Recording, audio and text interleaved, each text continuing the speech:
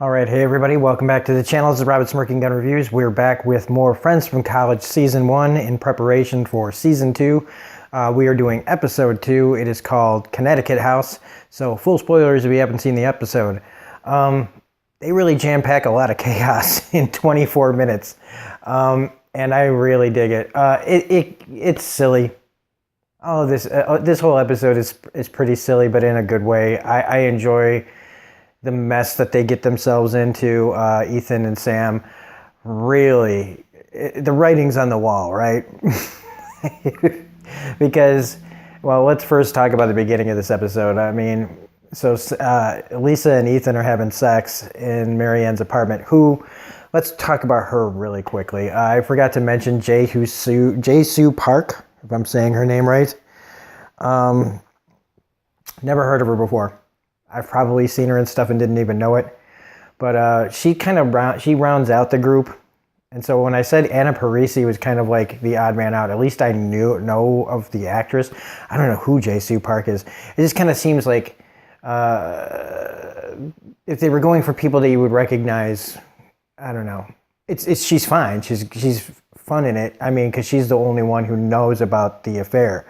Why she's keeping it a secret for them, I don't know. I think maybe she's just one of those people who likes to be the only one who knows a secret. I think we know a lot of us know people that are like that.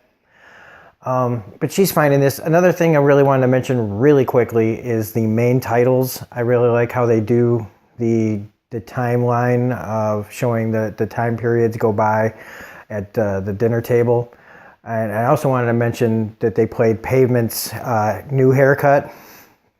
It's a classic 90s song. This whole show is filled with 90s songs. This episode 2 ends with Oasis's Don't Look Back in Anger.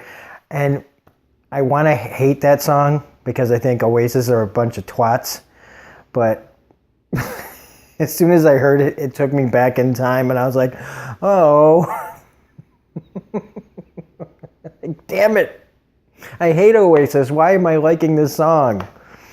But anyway, so let's get into this. So Marianne sees Ethan and Lisa having sex, and the awkward, can she hear us? Does she see us? They don't see that she's standing right there. I don't know. I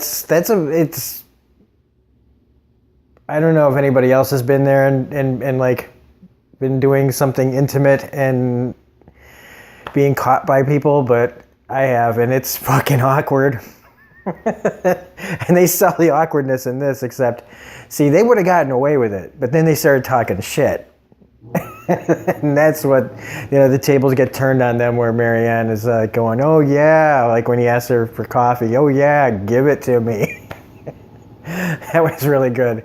But the rest of this has to do with Ethan's supposed to take care of Marianne's rabbit, while Lisa goes to her new job, working at this firm with a bunch of, I mean, it's completely ridiculous. They're like a bunch of guys out of Wolf of Wall Street, led by Ike Barinholtz, who I love. Ike Barinholtz. He's DeGrasso. Of course, his name is DeGrasso. There's another guy in here. I've seen him in a bunch of things. He almost looks like the guy from the first Paranormal Activity, but I don't think that's who that is. And they're just a bunch of assholes, assholes, frat guy assholes, just stereotypical character, guys who never got out of the frat. And they're just behaving like imbeciles. And why she'd agree to work at a place like that is a little, like, for somebody who worked for, what'd she say, she worked for the ACLU or something, why she would do this unless it was for the money only. So I guess she's kind of selling her soul a little bit to work for these assholes. But I mean, when the guy's like, have you been to Scores, the strip club? And he's like, you will. And that they have lots of sexual harassment in-house, like court cases. So, yeah, I don't know. I think Ike Barinholtz is perfect in this kind of role. But, he doesn't have a big role in this, but it's just kind of funny. Him just being over the top with it. And then we get Ethan, the beginning of the disaster that basically is kind of the writing on the wall. It should be the writing on the wall for Ethan and Sam. And that's them trying to have this getaway. Well, first they the FaceTime thing. So apparently, and I don't have this problem, but if you have somebody's number, you can accidentally. Is this a thing that you can actually call a bunch of different devices at the same time? So they're not being very subtle in keeping their, I guess, supposed to be ended affair quiet. But they end up meeting at this. This is funny. The themed restaurant, the Jekyll and Hyde restaurant, where nobody's supposed to know them. It is ridiculous. I like his whole, like, half the menu is monsters and the other is like Tex-Mex. But of course, they do run into somebody, and Keegan-Michael Key is really great in this scene because the whole trying to get this guy away from them and just finally going, get out, go away. And then the waiter jumping in and him just going, no, no. And the whole thing with are we old enough to have kids with mustaches, and just the kid standing there creepily. And so they go to the Connecticut house. He has the rabbit with him, and they're going to her house to bang one out. Sorry if that's a little crude. But this is where it just all goes bad. The rabbit's in the car. She can't remember the alarm code.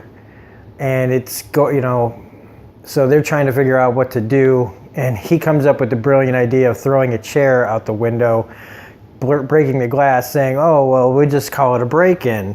But you can't have, the glass would have, she's right, the glass has to be inside. You look like you're breaking out. And then it just gets worse from there. Because then he's stupidly, and admittedly, this is dumb.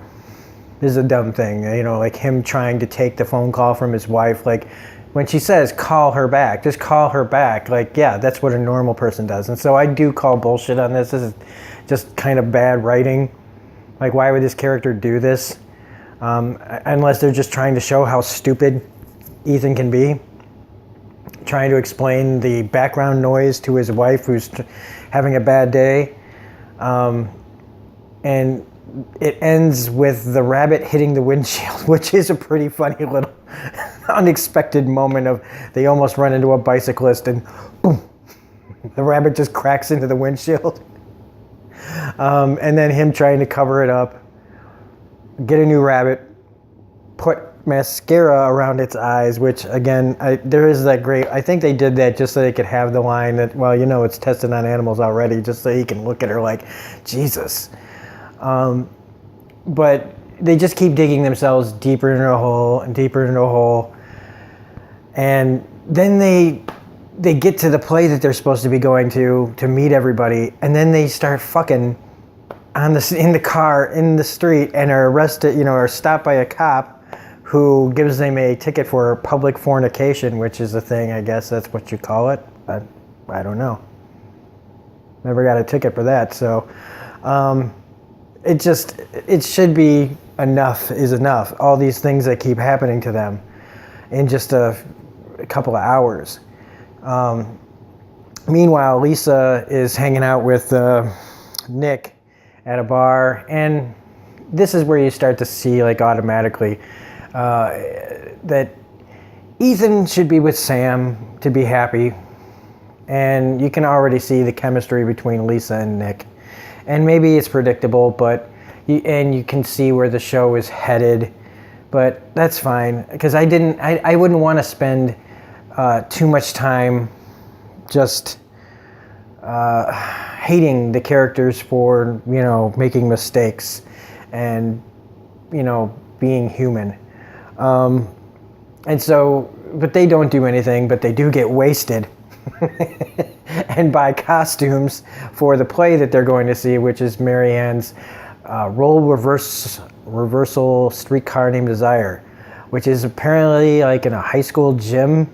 And it's really, I love this scene because it just feels so like something that really would happen in New York, where they're this isn't just off Broadway. This is, it's in a freaking school. Like, I guess it wouldn't cost that much money to do it in a school, but it's really bad. And I love when everybody is there and you're right there on top of the stage practically. Like, they can hear everything you're saying. they're literally like 2 feet in front of you, and they're having conversations, like full conversations. And once Nick and Lisa get there drunk, they're just talking over the whole thing, and Ethan's being an idiot about like, can she see us, and the whole implied rape thing, and can a guy rape a girl for that long? That Sam asks Max, like, why would you ask me that? And then everybody, goes home, and Lisa's throwing up, and Ethan's trying to console her. And at the same time, he's already texting Sam about, hey, we got away with it. The rabbits, she doesn't suspect a thing about the rabbit. And they're digging even deeper holes for themselves. Now they're making Marianne, their accomplices, keeping their secret. They're potentially doing something that would, make her, if she finds out about the rabbit, what's it, revenge would be, to tell Lisa or Sam's husband what's been going on. And maybe that's a little on the nose, but I'm fine with it. Sometimes I just got to give things a pass and not take it so seriously. But it is pretty on the nose. But, well, I should be madder. I should be more critical about it, but I just can't right now at 11:02 in the p.m. So anyway, that's it for this episode. It is showing them digging a deeper hole for themselves, but also seeing that Lisa and Nick have a connection growing. And so, like I said, even though you know where it's headed, it's still fine. So anyway, good episode. Pretty funny, pretty hilarious. Keegan-Michael Key again he hits it out of the park like every episode so far. Anyway, so that's the end of this. So if you liked it, please hit the like button, comment, share, subscribe. Let me know what you guys think of this show. Are you glad I'm doing this? Should I be doing something else? I don't know. I shouldn't even ask that, because I'm going to keep doing it. But anyway, we will be back with episode 3. I don't know, probably tomorrow. Don't think I'm going to do another one tonight. But otherwise, this is Robert Smirking and Review saying have a great night, and we will see you in the next episode, or review, or whatever I'm talking about. It's late. I need to go to bed. Bye.